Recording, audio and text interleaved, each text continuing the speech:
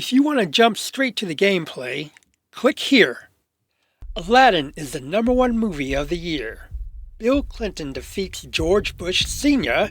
for President of the United States. And Boyz II Men have the #1 song, End of the Road. The year is 1992, and tonight's game will be our first console game here. Hello, and welcome to my channel.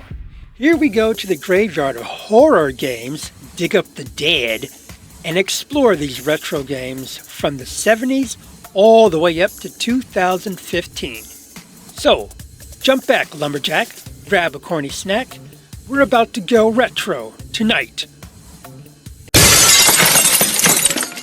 Now, many of us didn't grow up as wealthy as some of our friends, so the benefit of going to, say, McDonald's wasn't something that was always on the menu on a Friday night. And if you ask, the answer would almost always be, we've got McDonald's at home, which meant we have a house burger waiting for you at home. And that's what tonight's game is, a house burger.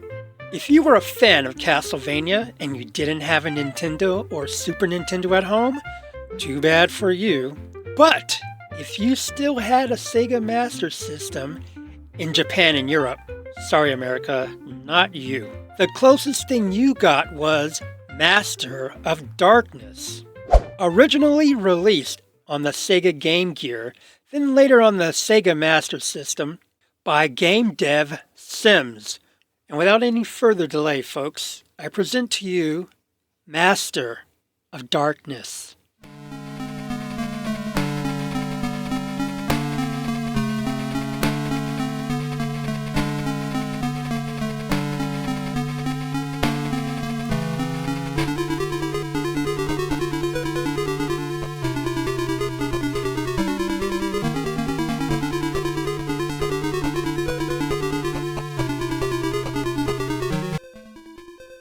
I wanted you to soak all that 8-bit nostalgia in. Alright folks, so this is the game. Following morning would have always brought the discovery of yet another body completely drained of blood. Somebody's killing people and draining the bodies, folks. So apparently we have to go and figure out. Our name is Dr. Social. Yes, that is our name. And we're on the case in this 19th century London to stop a cult led by a mysterious psychic girl from resurrecting no one other than Count Dracula. Round 1, Thames River. So we start off the game with the prison shank, folks. We're shanking the bad guys. Shanking them. Be careful, Bat. I'm gonna shank you. Oof. You want a shanking? Did you just shoot me? While I'm shanking people in the legs, I'm getting shot in the chest. And then we get in hammer. Hammer time, folks. Hammer time. Hammer on this boat. Hammer on this bat's head. Bats are a big problem in these games. But I'm already seeing that this is really similar to Castlevania indeed. Castlevania is notorious for having hidden gems in the walls that you just hit. Another thing that's transferred over is the respawning bad guys. So if you kill somebody on a screen and you move just a little off screen to where they first respawn, if you move off screen just far enough, that bad guy will respawn over and over again. It can get quite tedious. Let me deal with this dog real quick. Come here, dog. Let me shoot you. Oh, come here, dog. Let me shoot. Come here, dog. God, damn it. Oh, look, I know how to shoot now. Damn it. Damn it. Damn it. So anyway, I managed to make my way to a new stage where I receive the Swashbuckler. On guard, zombie. On guard. I'm swashbuckling everybody. Swashbuckle, dog. Swashbuckle. Bat. Come here, bat. Let me swashbuckle you. You better leave. You better walk away. Now you find yourself in Area 1-3 where you must deal with flying banshees. Swashbuckling time, baby. Swashbuckle. Now it's time for the first fight in the game, the boss battle where you fight Jack the Ripper. Yes, he is a relatively simple boss to fight. You just stay in one area and he'll jump to you. But of course, I didn't do that. I threw bombs at him, and he wasn't prepared for my swashbuckling skills. And I swashbuckled him, and he did a lot of laughing, but I swashbuckled, and we prevailed, my friends. We prevailed, and he blew up. And then some wannabe Phantom in the Mask guy said, "Oh, you defeated Jack the Ripper, but you go to my house of wax. Don't worry, dude, we're going."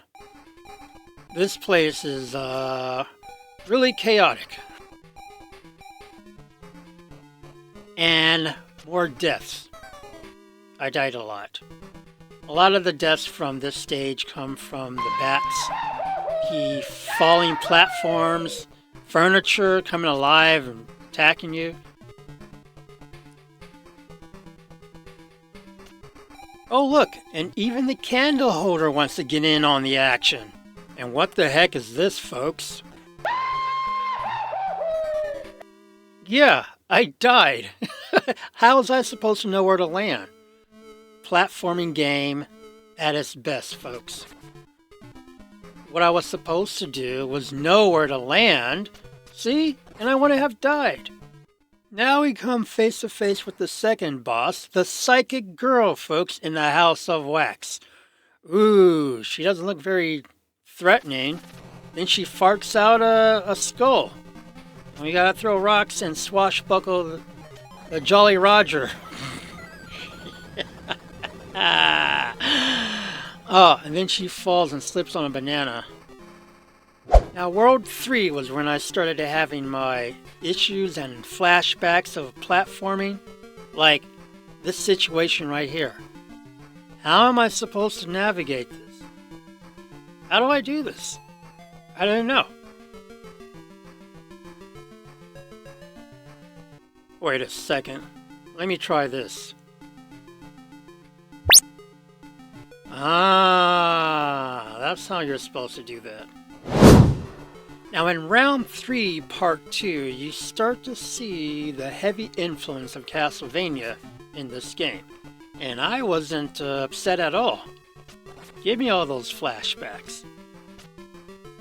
Now I know I said Castlevania games are hard, but at this point in the game, things were starting to take their toll on me.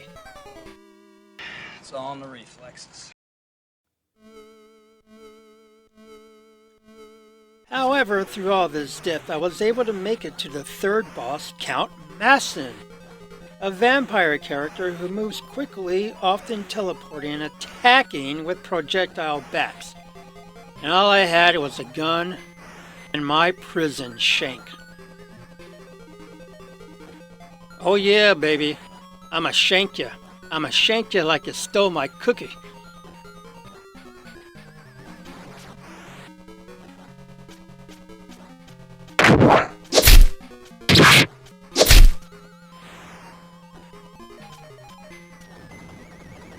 Don't ever steal another man's cookie, man. Vampire or not.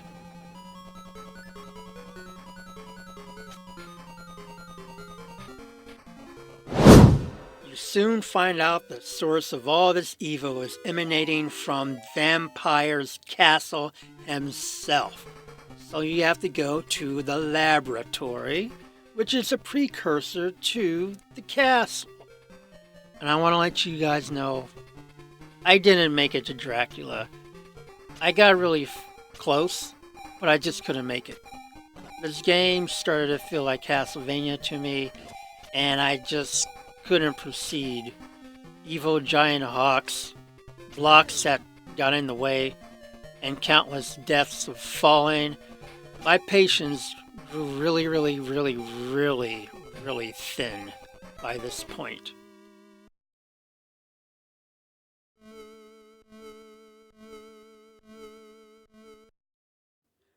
My thoughts on this game. Visually, it's remarkable for an 8-bit video game. Toward the end of any console's run, the developers fully know the capabilities of that system, so this is the best the games are going to get. Now, that's not to say some of the parts aren't hard on the eyes. Some of them are. I think they did a decent job for what they had. Now, as far as the music goes, it's, it's so-so for me, with only one track that was actually catchy. It was kind of annoying to hear the same track throughout the entire level 3 times, because at that point it gets rather annoying. Now, for overall gaming experience, this was the closest I was to getting a Castlevania if I did not own a Nintendo or Super Nintendo, so I would be a very happy camper. It's not as tough as Castlevania games, but that didn't stop me from tapping out though. Now, there were some other people when the game came out that called this a cheap knockoff of Castlevania, and yes, that might be so, but the sole purpose of this game was to provide a Castlevania to those who weren't able to have one. So I think that judgment was a little bit unfair on their part. And that's going to be it for tonight's Friday night video / Thursday night video, whenever you decide to watch this. Let me know your thoughts. Have you played this game? Which retro horror game would you like me to cover next? If you like the content and want to see more, subscribing is free. Want to see me play recent horror games? Head on over to my Twitch channel, where you can see me play games from Sunday, Wednesday, and Fridays at 5 p.m. Pacific Time. Thanks for visiting the cornfields. I'll see you all next time.